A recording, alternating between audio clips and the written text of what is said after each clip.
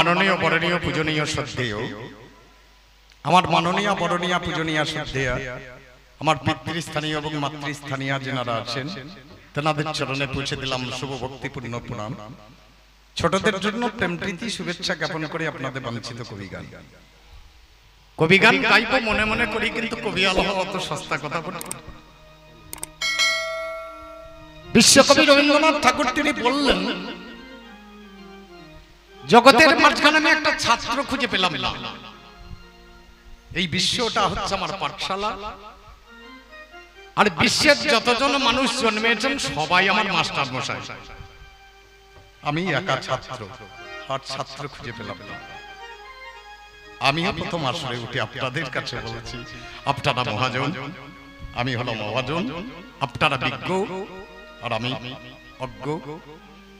কবিগান গাইতে গেলে একটু বন্দনা গান গাইতে হয়। আপনারা দীর্ঘদিন যাবত এখানে মুকুল ভট্টার, মুকুলদাব দীর্ঘদিন প্রোগ্রাম করেছে, আমি বহুবার মুকুলদার মুখে শুনেছি।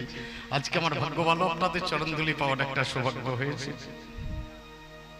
আমরা যদি কোনো বৃক্ষে উঠতে যাই, আমার মনে হয় গোড়া ধরে ওঠাটাই ভালো। যদি ভাবেন গোড়া ধরবো না, ওঠা যাবে না বৃক্ষে, ওঠা যাবে।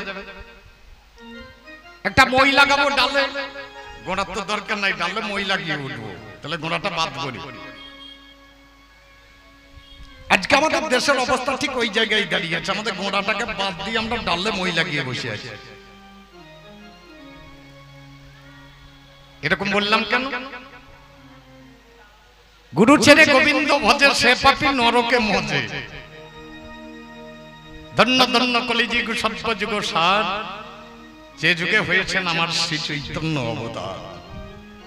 এই কলিযুগের মাঝে এসে সর্বাঙ্গ সুন্দর জীবন পেয়েও একবার হরি কথা কৃষ্ণ কথা বলি না, কানে শুনি না। হরি বল, হরি বল, হরি বল।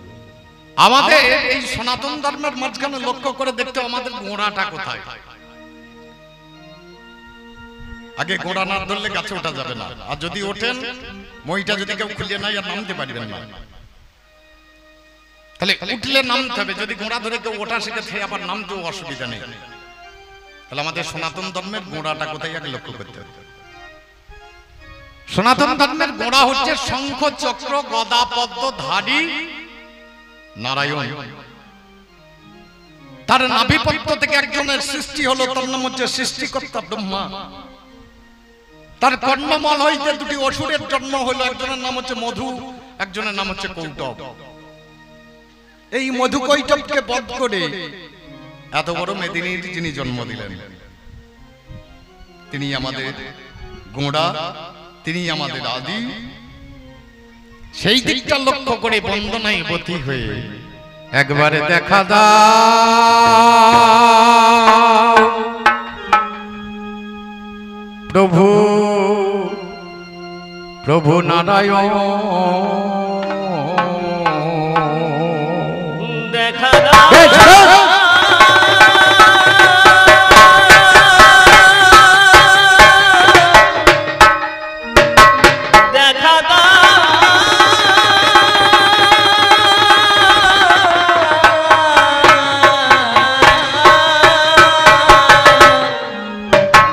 একবারে দেখা দাও প্রভু নারায়ণ, একবারে দেখা দাও প্রভু নারায়ণ, একবার দেখা দাও প্রভু নারায়ণ, একবার দেখা দাও প্রভু নারায়ণ, একবার দেখা দাও প্রভু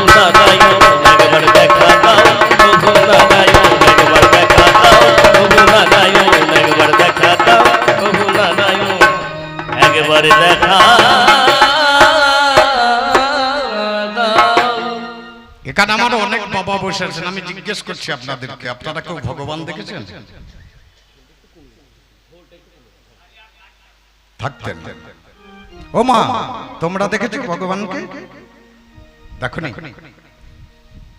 আমরা সবাই দেখেছি, কিন্তু কারো মনে পড়ে না। আমাদের জগৎগুরু নারায়ণ যখন আমরা অষ্টম মাস গর্ভ অবস্থায় ছিলাম, তিনি মন্ত্র দিতে এসেছিলেন। তিনি হচ্ছেন জগৎগুরু। মাতৃগর্ভে মহাপদ্মে মহামন্ত্র মুপাশ্রিতম তদ্মন্ত্র বিস্মৃত যেন গর্ভবাস পুনঃ পুনঃ। তাহলে তিনি এসেছিলেন, আমরা দেখলাম। দেখার সময়টা হচ্ছে মাথাটা ছিল নিচের দিকে আর ঠ্যাংটা ছিল উপর দিকে। ভাবটা কেমন ছিল? হেডমুন্ডু উদ্ধব। তাহলে মাথা যত দিকে নিচের দিকে যতদিন থাকবে ততদিনই ভগবান দেখা দেবে। মাথা একবার উঠে গেলে আর বাবা ভগবান দেখা যাবে না। যারা তত্ত্ব বোঝেন তারা তত্ত্ব বুঝুন। আমার প্রতিটি কথাই দুটো করে দিক আছে, যাদের যেমন দরকার তারা তেমন নেন। তাহলে মাথা যদি একবার উঠে তাহলে আর ভগবান দেখা যায়। তিনি এলেন, তিনি দেখা দিলেন, আমরা দেখলাম, কিন্তু আমাদের মনে নেই। ওটা তো পরের কথা, আর একটু বাইরের কথাই আসে। এখানে তো অনেক মানুষ এসেছে। আমি আসার সঙ্গে সঙ্গে এখানে কমিটির দাদারা মিষ্টি জল, তারপরে চা বিস্কুট, তারপরে রান্না বান্না করি, খাওয়া দাওয়া। আমাকে লঙ্কা দিলে আমি বলতে পারি ঝাল, আমাকে নিম পাতা দিলে বলতে পারি তেতো, আমাকে মিষ্টি দিলে বলতে পারি আমি মিষ্টি। আমরা এখানে যত লোক বসে আছি সবাই তো মাতৃ স্তনভাণ্ডে স্তনপান করেছি। একজন বলতে পারেন তার স্বাদ কেমন? ঝাল, মিষ্টি, নাটক। 2 বছর 3 বছর 4 বছর যে বস্তুটা খেলেন সেটা মনে পড়ে না কেমন স্বাদদার? তাহলে একবার দেখে তাকে মনে রাখবেন কি করে? ওর জন্য আসলে এসে প্রথমে দাঁড়িয়ে আমি আর্জি দিচ্ছি, ভগবান এই একবারে দেখা দাও। একবারে দেখা দাও প্রভু নারায়ণ, একবার দেখা দাও প্রভু নারায়ণ, একবার দেখা দাও প্রভু নারায়ণ, একবার দেখা দাও প্রভু নারায়ণ, একবার দেখা দাও প্রভু নারায়ণ, একবার দেখা দাও। আমি হেরি নাই তো প্রভু, আমি হেরি নাই তো প্রভু তোমার রূপ আমি হেরি নাই তো প্রভু, হেরি নাই তো প্রভু, ও রূপ কেমন দেখা দাও প্রভু নারায়ণ, একবার দেখা দাও প্রভু নারায়ণ, একবার দেখা দাও প্রভু নারায়ণ, একবার দেখা দাও প্রভু নারায়ণ, একবার দেখা দাও প্রভু নারায়ণ, একবার দেখা দাও প্রভু নারায়ণ, একবার দেখা দাও প্রভু নারায়ণ, একবার দেখা দাও। এক ভক্ত হরিনাম গাইতে গাইতে ভিক্ষা করতে গিয়েছে দাঁড়ে দাঁড়ে। এই ভগবানের নাম যদি কেউ করে তার মায়ার বাঁধন কেটে যায়। সেই বাড়িতে একটা তোতা পাখি পোষা ছিল। পাখিটা ডেকে বলছে, ও সাধু বাবা, আপনি কত বড় ভুল কথা বললে আমি শুনবো না। বলে কেন? বলে আপনি বলছেন না হরিনাম করলে সংসারের মায়ার বাঁধন কেটে যায়, ও তো খুব শক্ত বাঁধন। আমি 12 বছর ধরে খাঁচাই বসে বসে কৃষ্ণ নাম করছি, আমার সামান্য শিকলের বাঁধন কাটে না, মায়ার বাঁধন কাটে কি করি? সাধু বাবা কাছে গিয়ে হাসতে হাসতে বলছে, বাবা রে, বৈষ্ণব কখনো মিথ্যা কথা বলে না। বলে মিথ্যা বলে না? তাহলে আমার বাঁধন কাটে না? বলে হরিনাম করা হচ্ছে না। হরিনাম হয় মনে, হরিনাম হয় বনে, আর হরিনাম হয় ঘরের কোণে। হরিনাম যেখানে সেখানে করলে হবে না। হরিনাম করতে গেলে শ্মশানে করতে হবে, শ্মশানে করতে হবে। শিব করতেন শ্মশানে, শ্মশানে। শিব যখন করতেন তার শান থাকতো, আর আমরা যখন হরিনাম করতে যাই আমাদের শান থাকে না, আমরা অশান হয়ে যাই। হরিনামে অধিবাস করতে গিয়ে দধি মঙ্গল করে দিয়ে চলে আসি। আমাদের জ্ঞান হয় না অধিবাসের শিকলে হাত দিয়ে খোল দুটোকে নামিয়ে রাখা, তারপর আর খোলে স্পর্শ করতে নেই। কিন্তু আমাদের হয় কি, অধিবাস করতে গিয়ে দধি মঙ্গল, ঠাকুরের মাথায় দই ঢেলে দিয়ে চলে আসছি। আচ্ছা বলুন, আর হরিনাম বলে গাইব কি করে? বলে সে দেশের উল্টো কথা ফুলে খাই ফলের মাথা, হুঙ্কারে ঝুলছে লতা আজব তরু তলে। সে দেশ বড় বাবা উল্টো দেশ, সে দেশের কথাগুলোই উল্টো। এক যাচ্ছে মদার দেশ, সব রকমের ভালো, রাত্রিতে বেজায় রোদ, দিনে চাঁদের আলো, আকাশে তা সবুজ বরণ, গাছের পাতা নীল, ডাঙাই চড়ে রুই কাতলা জলের মাঝে, চিল সে দেশ এই দেশ। বলে বুঝলাম না। বলে তুই তো বনে যেতে পারবি না, খাঁচাই বাঁধা আছিস, তাহলে বনে যাবি কি করে? তাহলে হবে না। ঘরের কোণে তুমি যেতে পারছো না, কারণ খাঁচাই আছিস, তাহলে কেমন করে করবো? বলে মনে মনে করো। সে দেশের উল্টো কথা, সোজা হয়ে বসে বসে দীর্ঘদিন 12 বছর করলে আজ একবার উল্টিয়ে করো, চিত হয়ে পড়ে যাও, ঠোঁট নড়বে না, চোখ খুলবে না, পাখা নড়বে না। চিত হয়ে পড়ে গিয়েছে সন্ধ্যাবেলা, গোটা রাত্রি অজপা নাম জপে চলেছে অন্তরে, ঠ্যাং নড়ে না, পাখা নড়ে না, চোখ খোলে না, ঠোঁট নড়ে না। সকালবেলা মালিক এসে দেখছে সর্বনাশ, 12 বছর পাখিটা পুষলাম মরে গেল। নিজে নিজে খাঁচার দরজা খুলে পাখাই ধরিয়ে বের করে টান মেরে ছুড়ে দিলে পাখি উড়িয়ে চলে গেল।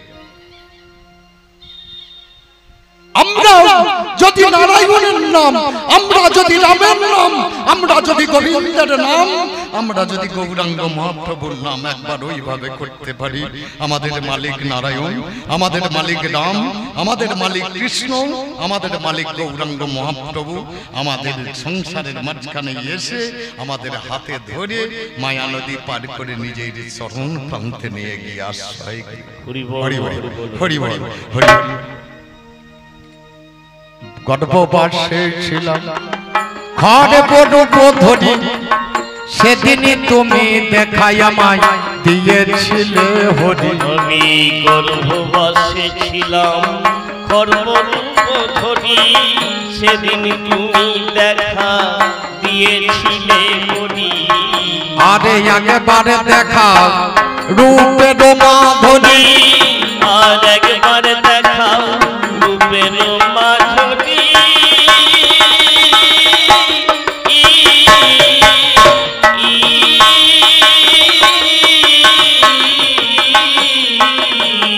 নারায়ণ আরে একবারে দেখাও তোমার রূপের মাধুরী, নয়ন ভরে একবার করি দর্শন। আমি নয়ন ভরে একবার, নয়ন ভরে একবার করি দর্শন। দেখা দাও প্রভু নারায়ণ, একবার দেখা দাও প্রভু নারায়ণ, একবার দেখা দাও প্রভু নারায়ণ, একবার দেখা দাও প্রভু নারায়ণ, একবার দেখা দাও। আমাদের এখানে কত মিস্ত্রি আছে, ভালো ভালো মৃৎশিল্পী আছে, মাটির মূর্তি তৈরি করে, কেউ লক্ষ্মী, কেউ কার্তিক, কেউ গণেশ, কেউ দুর্গা।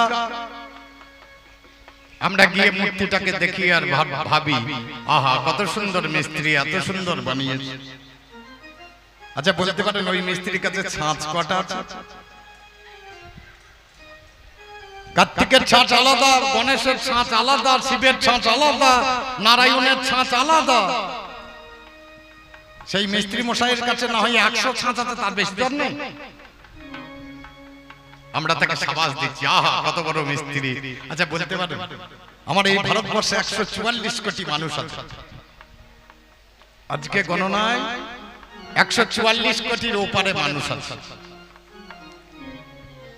একই ছাঁচ আর একই মাটি দিয়ে তৈরি করছেন যিনি, আচ্ছা বলুন কারো মুখের সঙ্গে কারো মুখের মিল আছে? সে কত বড় মিস্ত্রি, তাকে আমরা কবার সাবাস দিয়েছি। 1 মাস পাখা চালাচ্ছি, গরমে থাকতে পারছি না, 1 মাস পর একটা লোক এসে টিপে দিচ্ছে, একটা বড় ফর্দ বের করে দিচ্ছে, বিল কাপ পেপার। তাহলে বিলের কাগজটা হাতে ধরিয়ে দিয়ে পয়সা দিতে হচ্ছে। আপনি গোটা জীবন হাওয়া খাচ্ছেন, যে দিচ্ছে কত টাকা বিল হয়েছে হিসাব করে দেখেছেন? গোটা জীবন যে হাওয়া খেলেন কত টাকা বিল হয়েছে, মেটাবে কে? গোটা জীবন আলো নিচ্ছেন, তাপ নিচ্ছেন, বলুন মেটাবে কে? তার বিলটা হিসাব করেছে? তাহলে যে এমনি এমনি দেয় তার মালে কোনো দাম নাই নাকি বলছে? যে এমনি কিছু দিয়ে দেয় তার মালের কোনো দাম নাই। আমি যখন জন্ম নিলাম জন্মের পরে পরে কিছুটা বড় হলাম, বড় হওয়ার পরে আমার বাবা বিবাহ দিয়ে দিলেন, বিবাহের পরে একটা সন্তান হলো, আমাকে বাবা বলে ডাকছে, আমার আনন্দ কত। কিন্তু বাবা হওয়া অত সস্তা কথা। এখানে যত বাবা আছেন আমি আপনাদের কথা বলতে পারবো না, আমার কথা বলছি। ছেলেটাকে স্কুলে পাঠালাম, 5, 7, 8টা টিউশনি মাস্টার দিলাম। ছেলেটা এবছর উচ্চ মাধ্যমিক পাস করেছে, রেজাল্ট ভালো করেছে। ছেলেটা চাকরি পাবে, চাকরি করে পয়সা এনে দেবে, আমি বুড়ো বয়সে বসে বসে খাবো। আচ্ছা বলুন, আমি ছেলেকে মানুষ করতে পাঠিয়েছি?